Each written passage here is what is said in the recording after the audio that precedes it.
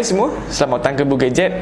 Ini adalah Realme 6 Pro. Handphone ni agak hot dekat media sosial disebabkan skrin dia 90Hz refresh rate, gempak gila. Big thanks to Realme sebab diorang buat standard baru dekat peranti mid range. Sepanjang saya jadikan dia sebagai saya punya daily driver, dia punya skrin sangat-sangat lancar. Rasa macam dah tak nak pakai skrin 60Hz lagi dah. Nak scrolling, multitasking, semua jadi cepat. Walaupun masih menggunakan IPS LCD, tapi warna dan juga brightness dalam keadaan yang baik. Oh ya, skrin Realme 6 Pro ni dah dilindungi oleh Corning Gorilla Glass 5, Glass 5. Kalau orang tengok handphone ni, benda pertama diorang akan sebut adalah dia punya design. Sungguh anggun. Orang kampung saya panggil elegan. Design dia akan pantulkan cahaya berbentuk kilat atau peti. Tambahan pula, back cover phone ni menggunakan kaca. So, dia nampak mewah lah. Tapi saya tak pasti sama ada back cover ni dah dilindungi oleh Corning Gorilla atau belum. Soal design, saya sangat suka. Memang cantik. Cuma, saya sedikit bosan dengan design kamera dia. Masih di posisi yang sama dan bentuk yang sama. Secara overall, dia punya design memang cantik dan nampak premium. Performance dia pula bagaimana? Okey, jap. Kita tengok spesifikasi dulu. Dia gunakan chipset Snapdragon 720G, phone pertama di dunia yang gunakan chipset ni. RAM 8GB, internal storage 128GB, UFS 2.1. Performance chipset 720G ni tak jauh beza pun dengan 730. 2x5 je. Saya ada cuba main beberapa game, semuanya lancar je. Memang boleh tapau semua game yang berat yang ada dekat dalam Play Store. Untuk main PUBG Mobile, tetapan paling tinggi boleh dapat HD height sahaja. Bang, kenapa HD height je? Rendahnya. Yup, betul. Sebab ini chipset baru lagi. So, kita tunggu next update. Mungkin dia boleh pergi lagi tinggi. Saya bermain selama 1 jam non-stop. Suhu dan FPS dalam keadaan yang stabil. Soal performance handphone ni, saya tak banyak nak komen.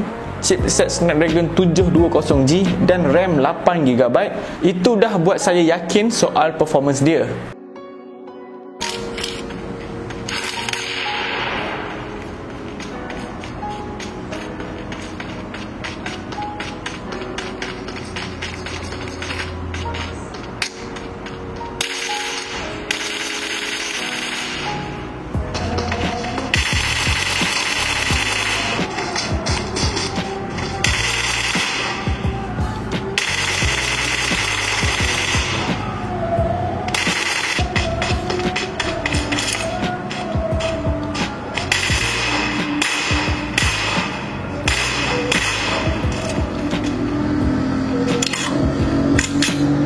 Saya sendiri kalau nak beli handphone, saya akan pilih dua benda ni, kamera dan juga bateri. Kamera dan juga bateri Realme 6 Pro ni bagaimana? Okey, kita tengok bateri dia dulu. Realme 6 Pro ni hadir dengan bateri berkapasiti 4300 mAh dan dibekalkan dengan pengecasan pantas 30W. Rasanya ni charger terpantas yang ada dekat phone mid range, phone yang sekelas dengannya lah. Saya dapat screen on time dalam 6 hingga 7 jam. Itu sangat memuaskan. Dan tak risau jika kehabisan bateri, sebab untuk mengecas hanya mengambil masa 60 minit sahaja untuk cas penuh. Hebat bukan? Ini yang akhir sekali, kamera dia. Kamera dekat Realme 6 Pro ni cukup meyakinkan. Slogan untuk 6 Pro ni 4+2. Maknanya kamera dia ada 6. Kamera utama dia 64MP yang gunakan teknologi pixel binning, yang mana saiz sebenar dia hanya 16MP. 12MP untuk kamera telefoto, 2 kali optical zoom, 8MP untuk kamera ultra wide, 2MP untuk kamera makro.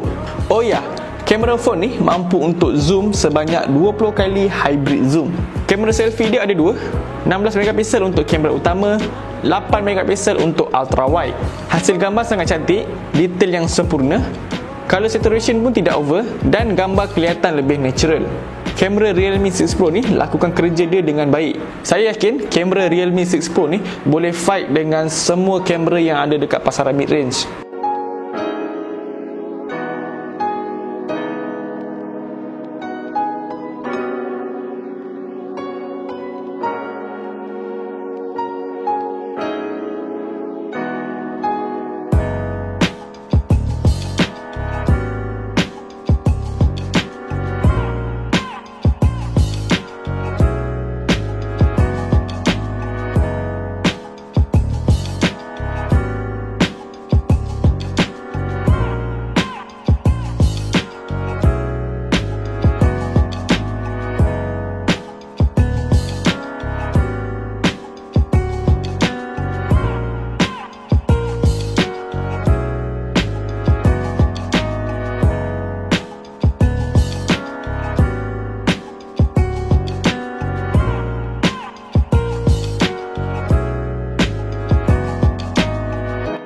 Kita juga boleh menggunakan fungsi Ultra Steady. Nampak tak? Sebelum ni Realme letak fungsi ni dekat X2 Pro, peranti paling flagship diorang. Sekarang ada dekat Realme 6 Pro, peranti mid-range. Sangat beruntung ya handphone ni. Bukan itu saja, Ultra Steady ni juga ada tetapan untuk jadikan dia Ultra Steady Max. Kira lebih stabil lah. Dan juga ianya ada fungsi rakaman bokeh untuk kamera depan dan juga kamera selfie. Hebat bukan?